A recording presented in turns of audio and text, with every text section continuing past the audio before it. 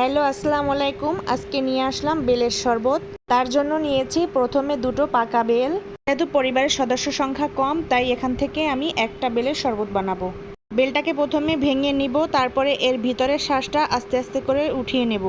যেহেতু বেলটাও অত বেশি পাকা না, একটু শক্ত আছে, তাই চামচের সাহায্যে উঠিয়ে নেব। এ পর্যায়ে বেলটা শুকনো অবস্থায় ভালো করে চটকিয়ে নেব। তাহলে পানি দিলে আর ভিতরে আস্ত আস্ত থাকবে না। এই কাজটা আপনি পানি দেওয়ার পরেও করতে পারেন, কিন্তু পানি দেওয়ার আগে করলে ফিনিশিংটা ভালো আসে। এই তো আমার মাখানো প্রায় শেষ। এ পর্যায়ে পানি দিয়ে দেব আমি। অনেকে বেলের শরবত ঘন পছন্দ করে, আবার অনেকে পাতলা পছন্দ করে, কিন্তু মিডিয়ামটাই ভালো লাগে। একদম বেশি ঘনও না, একদম বেশি পাতলাও না, আমার মিডিয়ামটাই বেশি ভালো লাগে বানাতে।